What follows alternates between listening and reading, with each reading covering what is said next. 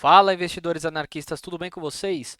No vídeo de hoje, estamos aqui para falar sobre assuntos mais filosóficos, uma reflexão. Não iremos falar sobre preços do ativo e também não iremos mostrar gráficos, tá? Estou aqui para responder algumas perguntas, né? E entendermos por que que o Bitcoin pode ser utilizado na economia, né? E será que o Bitcoin possui alguma outra função, né? Ou estamos no mercado apenas para lucrar? Então, eu acho interessante a gente pensar no que estamos investindo, né? É, muitos me perguntam por que o nome do canal é Investidor Anarquista, né? E acho que esse vídeo irá fazer muito sentido, porque seguimos aí uma filosofia austro-libertária da economia austríaca. E, portanto, esse entendimento que eu tive sobre o mercado me tornou anarcocapitalista. Estamos aí dependentes de um sistema, né, que praticamente suga todo o nosso capital. Por isso que eu sempre falo, para a gente se tornar um anarquista e conquistar a nossa liberdade financeira. Então eu quero mostrar para vocês alguns dados históricos que aconteceram, pois muitas pessoas não sabem, e isso é fundamental para vocês entenderem o valor de uma moeda, de um dinheiro qualquer, né, e de bens, né. Então vou mostrar dados e também algumas reflexões. Para começarmos esse vídeo, eu queria mostrar um ocorrido que aconteceu em meados de 1933. Nesta mesma data, né, 90 anos atrás, o governo dos Estados Unidos realizou o maior confisco de dinheiro da sua história. 90 anos atrás, meu avô estava vivo, né? Então, assim, não faz muito tempo. E esse confisco de dinheiro, na verdade, foi o confisco do ouro. Então, olha o que aconteceu, né? O país do liberalismo, da liberdade, que todos pensam que são os Estados Unidos, né? Mas um governo sempre é um governo, não importa em qual país esteja, né? Um estado burocrático é sempre um estado burocrático. Ele vai colocar a mão nas suas riquezas e tirar a sua liberdade. Ele tende a crescer cada vez mais e o seu autoritarismo, o seu intervencionismo na economia e na liberdade das pessoas não param de crescer. É a natureza de um estado, né? E o que é interessante é que o confisco desse dinheiro foi feito através do ouro. Então, todas as pessoas que tinham ouro em cofres automaticamente perderam aí a sua poupança que demoraram anos para conseguirem acumular. Então é muito triste, né? Algo assim totalmente antiético. E hoje, se a gente falarmos de uma coisa dessa, as pessoas ficariam até enojadas, né? Assustadas. Mas isso aconteceu várias vezes na história. Mas eu vou dar esse exemplo dos Estados Unidos porque vai fazer muito sentido mais para frente, né? Por que que o confisco do ouro aconteceu, né? Porque os economistas da época, eles tinham o dólar como sua moeda principal. E o dólar, para quem não sabe, ele era lastreado no ouro.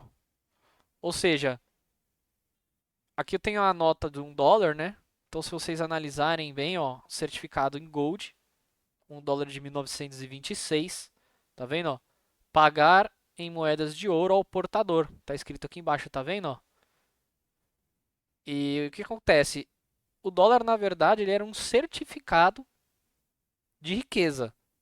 Para se imprimir um dólar ou criar um dólar, né, você tinha que ter um estoque, na verdade, o governo tinha que ter um estoque de ouro para ele criar os dólares no mercado. Então só era possível aumentar a quantidade de dólares se aumentasse a quantidade de ouro, comprovando assim a sua riqueza. Isso fez com que o dólar ele se valorizasse muito, né?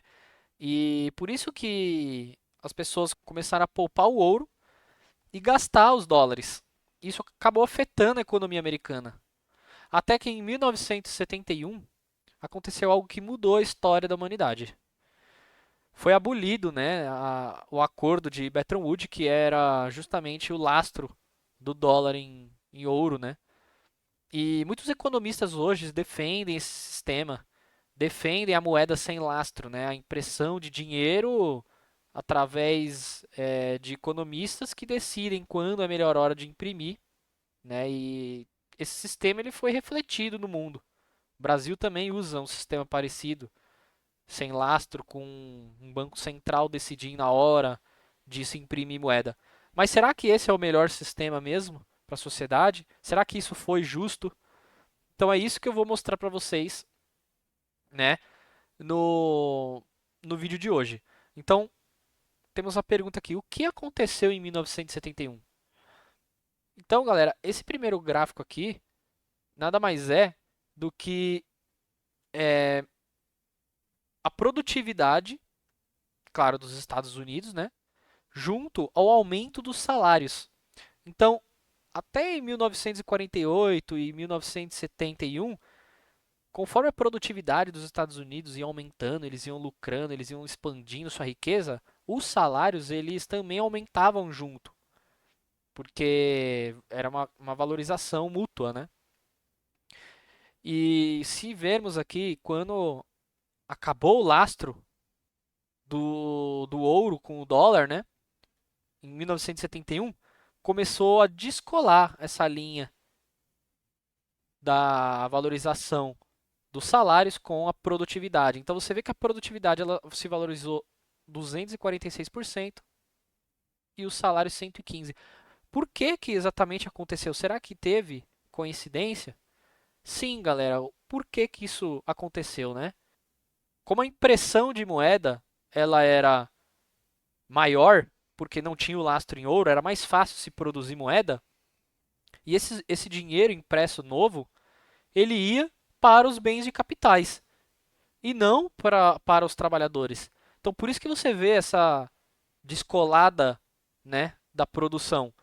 O dinheiro novo criado estava indo para grandes empresas, né, produzindo riqueza, né, e gerando mais produtividade.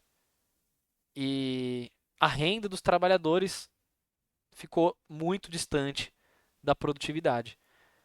Então, outro gráfico que eu queria mostrar para vocês também, aqui é o PIB, né, dividido em tipos de PIB, né, per capita e o total. Então, as duas primeiras linhas aqui são o PIB e as duas últimas de baixo aqui são a renda. Então, você vê também que antes de 1971, tudo mais ou menos subia junto. E depois dessa quebra do padrão ouro, as coisas também começam a desandar. É, tem um outro gráfico aqui que é muito importante que eu queria mostrar para vocês. Esse daqui é impressionante também, que mostra mais ou menos a igualdade, né? As pessoas que mantinham a riqueza, né? A porcentagem das pessoas que tinham a sua concentração de riqueza. Então você vê que antes de 1981, você tem alguns picos aqui de concentração de riqueza em algumas pessoas, mas ao longo dos anos, a cada década, se você for pegar por década, você vê que isso aí ia caindo. Ou seja, as pessoas estavam ficando mais ricas também, né? Então a igualdade, né, de renda e de riqueza, né, de patrimônio, estava menos concentrada na mão de pessoas, né? E depois que foi abolido o padrão ouro, você vê que a riqueza começa sendo concentrada de novo. Então você percebe que chegou a ficar em menos de 10% a concentração de riqueza nos Estados Unidos. Então, na verdade, chegou aqui a menos de 10%, né? E nunca mais alcançou esses patamares. Esse patamar só foi alcançado com o padrão ouro, né? Então é muito interessante. Acho que o principal a mostrar para vocês é a inflação, né? A inflação acumulada. Então é muito interessante, porque você vê que após 1971 é nítido que a inflação ela só aumentou, né? Por quê?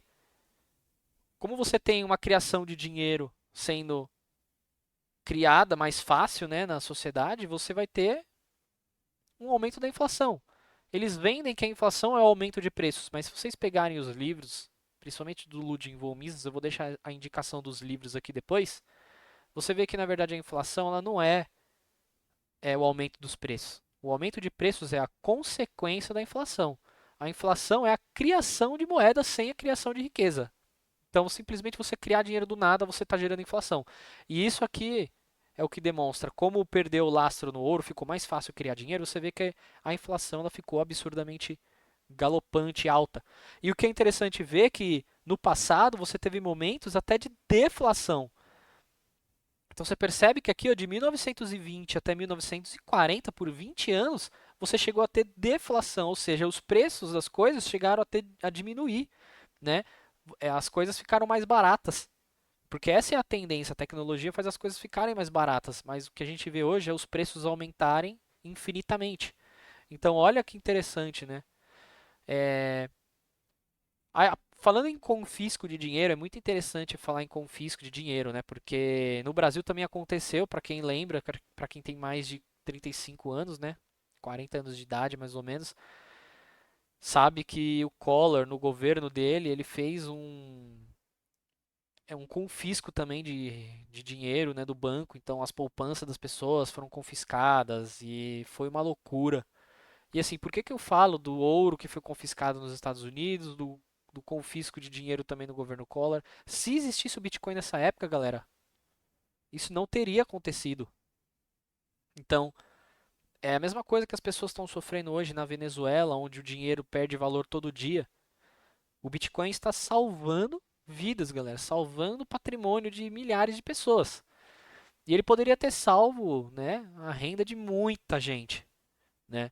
Então, vale a pena você refletir, será que o Bitcoin realmente só serve para a gente lucrar, tentar um possível lucro, ou ele tem alguns valores que a gente pode levar em consideração? Porque o Bitcoin, galera, ele era muito parecido com o padrão ouro. Então é aí que está a fonte do vídeo, né? O Bitcoin, qual que é o lastro do Bitcoin? Ele não possui um lastro em ouro, como o dólar era. Lembra que para você criar dólar, você tinha que ter um acúmulo de ouro? Para você criar Bitcoin, como é que faz? Você tem que investir energia. Ou seja, você só cria Bitcoins porque, na verdade, o sistema, né, da blockchain funciona porque tem pessoas investindo em eletricidade com equipamentos caríssimos de computadores de última geração, ao mesmo tempo fazendo que a rede funcione, e eles são recompensados, né, com bitcoins, né, como se fosse a mineração mesmo. A mineração da blockchain é basicamente você investir energia para o funcionamento da rede. E isso, galera, custa muito dinheiro. Né? Uma mineração de Bitcoin você tem que investir muito tempo e dinheiro. E isso faz com que o Bitcoin tenha valor. Você só consegue criar mais Bitcoin se você investir mais energia. Então, é impossível você chegar, apertar um botão e imprimir um monte de Bitcoins. É por isso que você tem aí um valor alto com o tempo. Né? E aí, uma das recomendações de livros que eu mostro para vocês é do Murray Rothbard, é um escritor anarcocapitalista, né, libertário. E nesse livro, que se chama O que o governo fez com o nosso dinheiro, ele mostra uma história completa dos Estados Unidos. E ele fala muito do padrão ouro nesse livro. É um livro de 100 páginas, galera. Você consegue baixar esse livro em PDF de graça na internet. E eu queria citar um trecho aqui do livro, né, que é muito interessante. Então ele diz aqui, antes de o dólar ter tido seu elo com o ouro completamente cortado, ou seja, antes do padrão ouro, os keynesianos e os freudianos, né, que são os economistas aí que defendiam o dólar, eles acreditavam muito na moeda fiduciária. E eles previram confiantemente que, quando este fosse estabelecido, o preço de mercado do ouro cairia até seus níveis não monetários, estimados em 8 dólares a onça. O que ele quis dizer com isso? Que o ouro só tinha valor porque as pessoas usavam para comprar com o dólar. Na verdade, eles falavam o quê? Que o dólar que tinha valor. E o que aconteceu depois que eles acabaram com o padrão ouro? Foi justamente ao contrário, galera, e provou que eles estavam errados, né? Na verdade, era o acúmulo de ouro que fazia o dólar ter valor, e não ao inverso. E depois que eles acabaram com o padrão ouro, o preço da onça de dólar, que eles estimaram em 8 dólares, foi para 35 e depois 70. 70 dólares eles achavam caro. A onça de dólar hoje, galera, a onça de ouro, né, no caso, está valendo 2.200 dólares. Então, olha como o dólar perdeu valor ao longo da história comparado ao ouro. Então é isso que eu queria mostrar para vocês, tá, galera? Fazer algumas reflexões. O ponto mais importante desse vídeo, galera, é para mostrar que o padrão ouro, ele tinha como objetivo manter a estabilidade da moeda e o valor do dólar. Então, isso era característica de um país capitalista, uma moeda forte. Mas o sistema financeiro tradicional, ele tinha a intenção de simplesmente dar o poder aos políticos. Dessa forma, eles poderiam controlar as taxas de juros, a emissão da moeda e assim beneficiar quem eles achavam melhor. Então, na verdade, o Estado, quando ele imprime dinheiro, quando ele gera a inflação, ele sai beneficiado porque ele consegue usar esse dinheiro da forma que ele quiser. E ele vai ajudar os amigos do rei. Ele vai ajudar os grandes bancos, as grandes empresas. Quem pagará a diferença será os mais pobres. É um sistema injusto, galera. Como eu provei para vocês nos gráficos anteriores, quem saiu prejudicado com isso foram os mais pobres ao longo do tempo. A desigualdade aumentou, né? A concentração de renda em poucas pessoas, né, aumentaram. Então, a inflação ela só aumentou, por isso que eu acho que o Bitcoin, ao longo do tempo, ele vai sempre ganhar valor comparado às moedas estatais. Então, apesar de termos aí a volatilidade do preço cair e subir do Bitcoin, no longo prazo, o Bitcoin eu acredito que irá se valorizar eternamente perante essas moedas, porque como eu mostrei lá atrás, o Bitcoin ele não é impresso de qualquer forma, como é o dólar ou o real ou qualquer outra moeda, né? Então, gente, além disso, o Bitcoin ele é a única propriedade privada que temos na sociedade. O Estado pode confiscar a sua casa, o seu carro, até mesmo seus filhos através da guarda, né? Você tem que comprar uma casa e pagar para tê-la. Você não pode usar a sua propriedade do jeito que você quiser, a sua casa, por exemplo. Simplesmente o Estado ele consegue confiscar qualquer coisa. Você não é dono nem do seu próprio corpo. Então, galera, comprar Bitcoin é você comprar liberdade aos poucos. Moralmente aceitável você comprar Bitcoin, né? Então, vale a pena a gente levar em consideração essas reflexões, porque quando você investe em um título público, né, esses títulos do governo, você está ajudando a alimentar esse sistema injusto. E quando você compra Bitcoin, você está defendendo a propriedade privada de forma moral. Então, galera, não é uma recomendação, na verdade, eu só estou apenas passando conhecimento para vocês e vocês que têm o poder da decisão, tá, galera? Então, quem gostou do vídeo aí, comenta, curte, compartilha, deixem as sugestões de vocês, sejam sinceros, se tornem um anarquista, conquiste a liberdade financeira de vocês. Um abraço, galera.